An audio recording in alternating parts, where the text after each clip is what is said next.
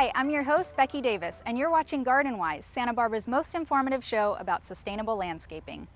As the drought continues, more and more residents are replacing their dying lawns with beautiful water-wise gardens, and we're here to help you learn how. In this episode, we'll cover how to remove your lawn, how to design your dream garden and choose the best plants to fill it with, and even how to maintain your irrigation system once it's all complete. Up first, landscape architect and author Billy Goodnick talks to two clients who are ready to remove their lawn, but need a little help with the process. Stacy and Fred, welcome back. Really? Did you have fun thinking about the garden? Yeah. So? Thank you very much for coaching us. I think we've finally come to some decisions. Yes, we have. We have decided that we're going to get rid of the front lawn, but we will have some lawn in the back.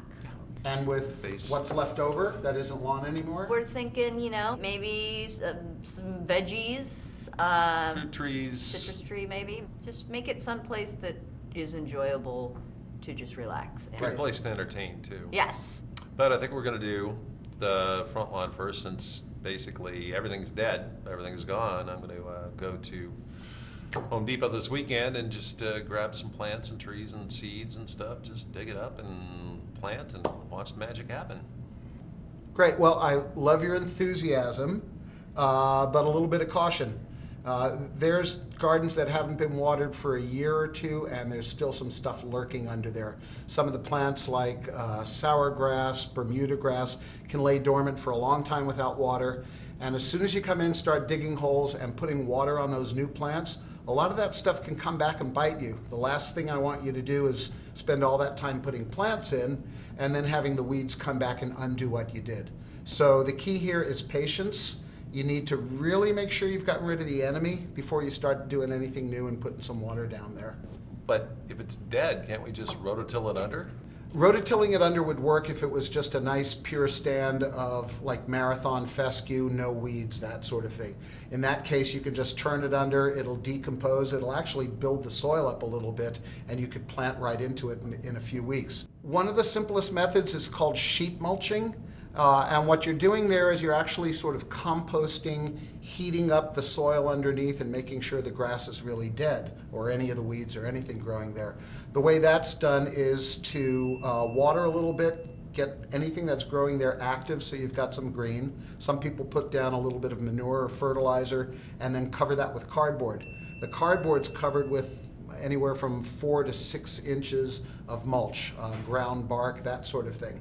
What happens over time, and this can take a few months, is all of that heats up, it deprives the vegetation of photosynthesis, there's no sun reaching it, and eventually all of that breaks down and you've got this wonderful, rich, organic soil that's mixed with the compost and the other things that are in there already.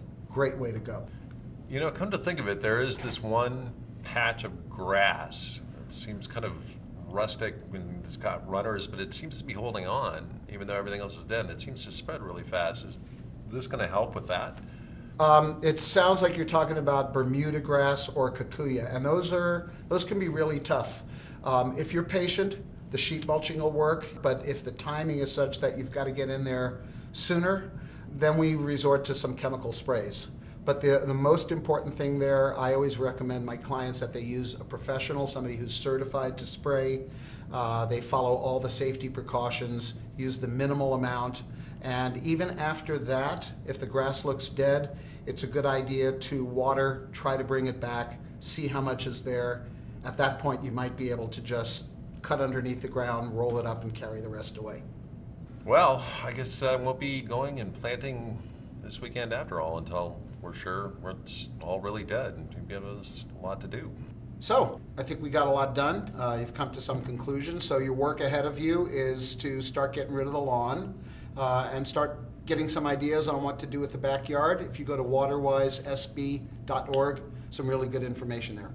Help is just a click away. Thanks for coming in. Thank you, and Kelly. we'll see you when you're ready. Thanks again for having us. Alrighty, have a great week.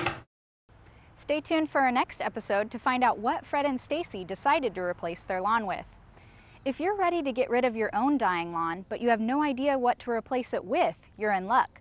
Up next, we take a look at a beautiful water-wise garden and see how it was designed from start to finish. Hi, I'm Billy Goodnick, local landscape architect, and I've been really busy lately helping people murder their lawns. Today I want to show you an example of a project I did recently. It's a typical front yard situation a lot of you may also be facing right now. Let's have a look.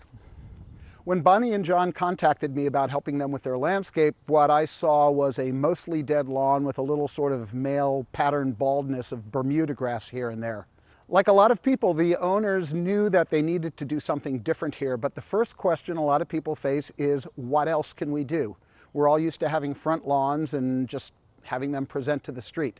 So a few things to consider are, can I use this space for something useful?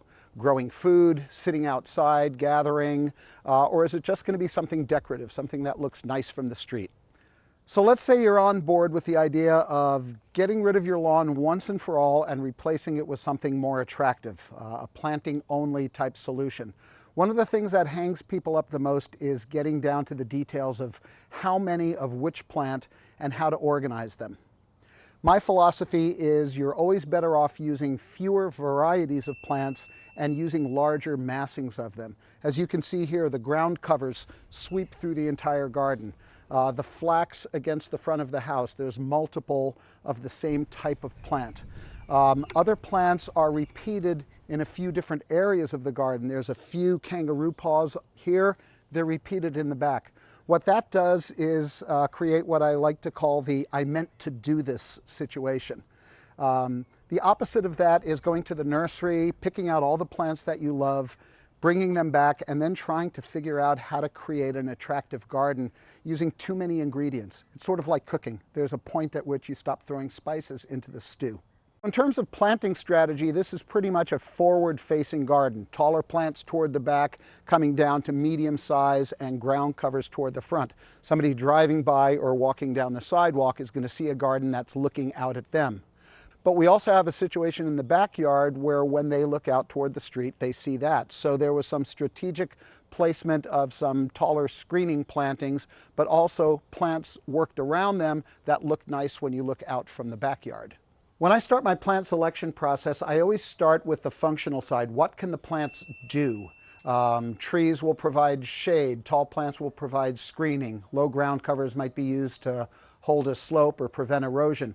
In this case, there was one very key necessity for the plants, and that was to screen the street from the inside view, but do it in a way without constructing a green wall. A lot of people have clipped hedges, that sort of thing. We wanted a softer look. So the choice, for a lot of reasons, was this Grevillea Long John. Part of the reason is that one of the owners' name is John, so we thought that would be a nice idea. But also, as you can see, it creates a very wispy sort of look. It softens the street without actually closing it out. And this plant, rather than a tree, is going to keep its foliage in the lower areas, so it's always going to be useful in terms of blocking that view. We're a little off season with the flowers, but it's got these fabulous sort of curlicue salmon pink flowers in clusters that come all over the garden. So it's a nice color harmony with the other reds and the finishes on the house. And it can be kept to this size, or I've seen them get as high as about 1.5 stories next to a building. So you can let them get big and open, or keep them clipped back every once in a while and just have this soft, natural shape. Very, very low water using plant too. So I'm right where the focal point would be when you're looking out from the backyard toward the street. And one of the intents here was to create a little more variety, a little more contrast in the composition, since this is a focal point. To do that, we're using these really strong colored purple wandering Jew. Full name, Tradescantia Purple Heart, if you're looking for it. It's succulent, doesn't take a lot of water. As you can see, it loves to spread, but it can easily be cut back. What's really cool about this plant is it's got these wonderful sort of lighter purple flowers right in the center. It's a little 3-petaled flower, and I'm doing okay, but the bees are just loving it here. So part of this composition, next we step up to the pincushion plant. This is a form of leucospermum, and it has these beautiful multi-stamen flowers, and this plant will get, about so high and this wide, create a nice backdrop. And then the third plant in this killer combo is a fairly common plant, Mexican sage. This one is a variety called Salvia leucantha Santa Barbara, and it tends to be a little bit more of a dwarf form. And what's happening here is, although we have the sort of grays and greens in here, the purple flowers that are on this plant most of the time repeat the purple that we get down here in the Wandering Jew. So it's like there's little conversations between the plants that help them relate to each other. Again, going back to when we started on this, aside from the dead lawn, there was a path leading from the gate to this area here, but it was kind of a random collection of stepping stones, very thin, they were cracking. So to come up with something that would work here, I started by looking at what they already had in the backyard, which is identical to this stone. We just matched this, but we also made a point of making sure there's enough gap between the stones and some permeable material that what little water does fall on this, it's still going to go into the ground instead of running off. Here's something to keep in mind with front yard gardens. They're really viewed by two different audiences, especially this one. There's people driving by, and then there's people walking through the garden. When you're driving by, design needs to be fairly simple, or you're not really able to have it register with you. But when you're walking through, you can see subtle little combinations, and the garden can get a little bit more complex in terms of composition. So what's going on here is an example of that, call it a 2-mile-an-hour garden. You're walking through it. Notice that the walkway material is in the same sort of reds and earth tones as the rest of the garden and some of the house. This stone led me to selecting this ground cover. This is called pork and beans sedum.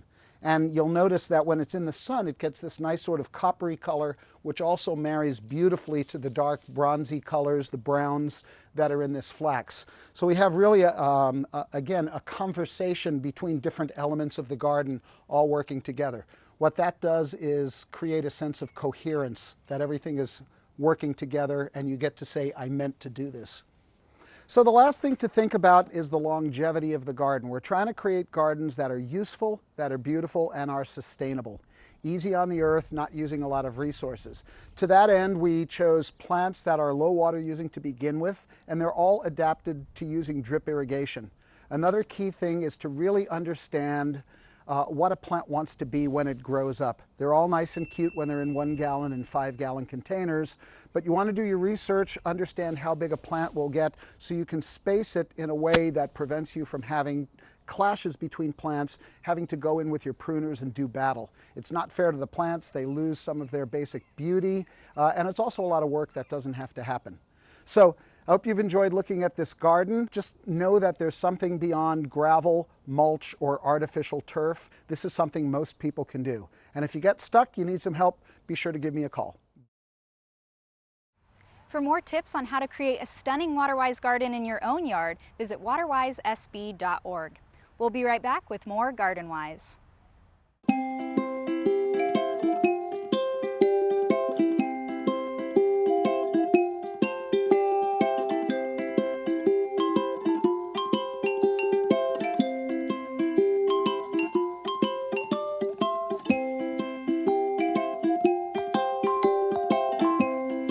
Water wisely. It's simple. Visit waterwisesb.org. Let's save together. I added mulch to my trees and plants. I put in a laundry to landscape gray water system to irrigate my fruit trees. I removed my lawn and planted WaterWise native plants and installed drip irrigation. I stopped watering my lawn. Do your part by saving water in your garden. Get a free water checkup from your water provider. Keep saving water, Santa Barbara County. Meet the most fascinating man in the world. When droughts happen, water experts go to him for water-saving actions. His front lawn requires no water because he replaced it with WaterWise plants. He only works 2 days a week, and so do his sprinklers. He uses so little water, overwatered plants seek refuge in his yard. I know a lot about saving water, but when I want to know more, I go to waterwisesb.org. Let's save together, my friends. It's 4 a.m. Do you know what your sprinklers are doing? Broken drip emitter.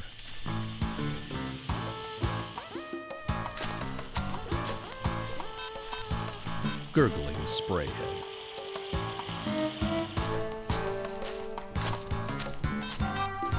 Missing drip emitter.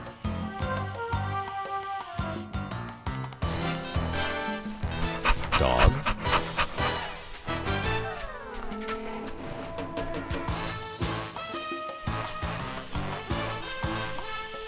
Micro sprayer overspray.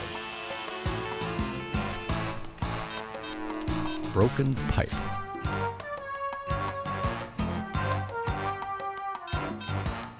Runoff. Check your sprinklers for leaks and repair. Let's save together.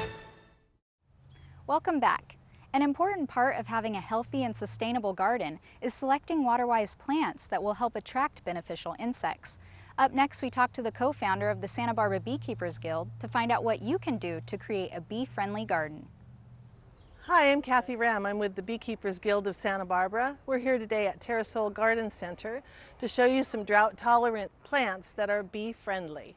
The Guild is an organization of backyard beekeepers who gather once a month and network with each other to support each other with our beekeeping practices. We have an educational program that goes out into the community schools here in Santa Barbara, and we teach the children about bees, beekeeping, and the importance of bees in our community. And on Earth Day, so many of the questions that I got asked was, how can I support the bees? We have a pollinator program at many of the local nurseries here in Santa Barbara. You can go and look for our little bee sticker that says Bee Friendly, and you will know that those are the drought-tolerant plants that will attract bees and help support them. Okay, this is a lavender, and anything purple the bees really enjoy, those colors. Anything clustered the bees really enjoy. This is one example of a really good plant to put in your gardens. Any of the lavenders, any of the sages. Here we have all of the salvias that are completely drought tolerant, and the bees love it. What happens with the drought is that nobody's watering their plants, and so there's no nectar flow. So if you get a drought tolerant plant, the bees will have something to eat. And again, there's these dark colors. This is a really good example of what the bees really love. Another salvia. And do not disregard the succulents. A lot of people right now are doing whole landscapes with succulents. So there's not much in bloom, but there is a yucca over here. When these are in full bloom, it's really beneficial for the bees. There's agaves, they're not in bloom right now, but there's calanchus that are also, they bloom. So don't disregard putting these in your gardens for bee-friendly gardens. Alrighty, let's go over to the herbs section. There's a lot of herbs that are really supportive of the bees. We have the African basil. This African basil blooms and it gets real bushy. You can eat it and you can let it bloom for the bees. Any of the herbs that blossom are also really good for the bees. The rosemaries, the thyme, the oreganos, all of these kinds of little flowering herbs make the bees very happy. These herbs are really important also because they support the immune system of the bees. They have healing properties that they bring back into their hives, and they feed their young with the pollen that they get off of these herbs. So why do you want to have bees in your garden? You don't want to be stung. You don't want that possibility. Well, first of all, don't worry about being stung. They won't sting you just to sting you. You want them in your gardens for several different reasons. They pollinate. If you have fruit trees, you're going to get 20% more fruit if you invite bees into your yard. For your vegetables, you're going to have a lot more yield with the bees being able to pollinate. And you want to just support the bees just to have them overall be in the world, because we all have food that needs to be pollinated. So if you're supporting them within your backyard, you're supporting the food chain. One of the things that you can do to support your bees in your backyard is right here with a bird feeder. Fill it with rocks or anything you would like, any kind of rock or crystal, something that the bees can land on and not drown. Fill it with water, and then they'll have some place to get drinks of water. There's very little of it right now. If you want to keep the bees out of your neighbor's swimming pools, this is a good way to do it, to give them a water source that's not a swimming pool. And all you have to do is just keep that filled with water. It's not a lot of water. You can use very little water to feed the bees. One of the most dangerous things for our bees today are pesticides and herbicides. If you can at all, stop using those in your yard. You really don't need to. They are taken back to the hive and they're fed, the pollens and the nectars are fed to the young, and that's the generation that dies off. It's not a necessity that you use pesticides. There are all kinds of alternatives. If you look at your soils and build your soils up, you won't have the pests that are decimating your yard. If you're interested in becoming a beekeeper, or if you're interested in just supporting the bees, we meet once a month on the first Sunday of every month. You can go to beeguildsb.org and get our schedule of where we're going to be and what we're up to. We have workshops. We are going to be having candle dipping workshops and frame making workshops and different things like that we have all throughout the year. We also just meet and talk about bees and talk about what's happening in our hives and talk about what we're planting in our gardens. To find pollinator promoting plants for your garden, visit any of these local nurseries and look for the bee-friendly sticker. Once you've selected your plants, it's important that you adjust your irrigation system accordingly. Up next, we talk to Oscar Carmona, instructor for the county's Green Gardener program, about how to properly check and maintain your irrigation system. Hello, Oscar Carmona, owner of Healing Grounds Nursery. I also teach the Sustainable Landscape program, the Green Gardener certification program through Santa Barbara City College non-credit education. And today I want to talk about irrigation management. The first point I want to make is that it's important, whether you're a homeowner or a landscaper, to check your systems regularly, especially if it's your first time on a site and you've never seen the system in operation. And usually when landscapers are around, systems aren't generally not on. So it's really a good idea to turn them on, turn the test segment of the irrigation controller on so that it runs through the cycles and you can visually see if the systems are working properly. That is, if they're in good working order, not broken parts, and if there is good coverage.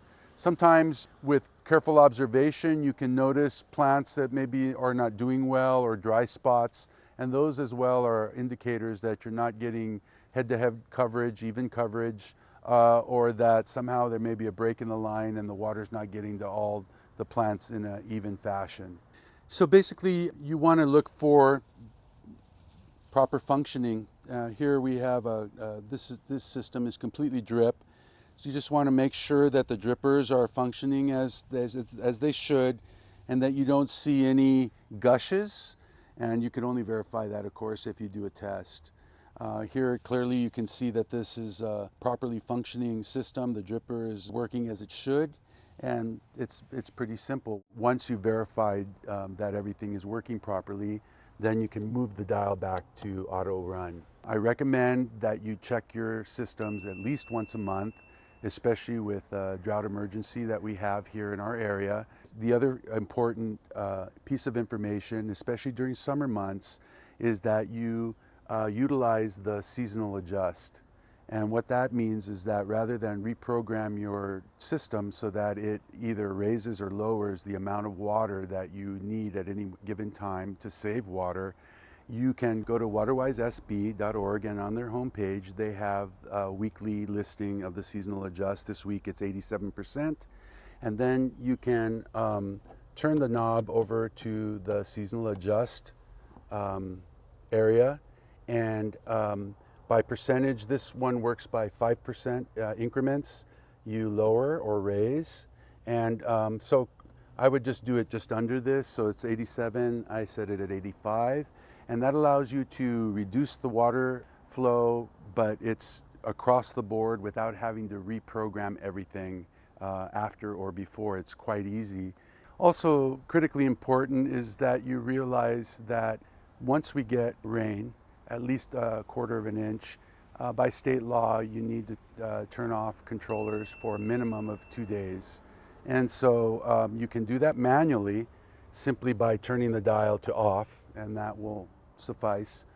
However, and hopefully you avail yourself to the use of the rain sensor, which is a sensor that extends out into the open so that it can receive moisture, and upon receiving a quarter inch, it will automatically turn off the system until which time it sufficiently dries out, and then it'll turn it on automatically. It's a very, very inexpensive tool to add to your controller that would automatically turn it off, or you can simply manually do the same.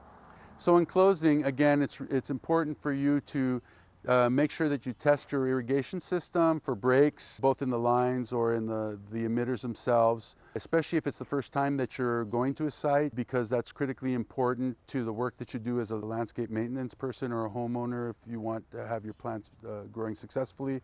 Second thing is it's important to make regular adjustments to your controller, whether that be seasonally, monthly is better. And remember that you need to have your irrigation systems shut off for 48 hours after each rain. To learn more about the Green Gardener program or to sign up for the class, visit greengardener.org. Well, that does it for this episode of Garden Wise. Remember, you are the agent of change, and together we can conserve water and create beautiful, climate-appropriate gardens. There are lots of resources online to help. Visit waterwisesb.org for tips or to view past episodes. If you have any questions or comments about the show, you can give us a call at 564-5311. I'm your host, Becky Davis, and keep it water wise, Santa Barbara.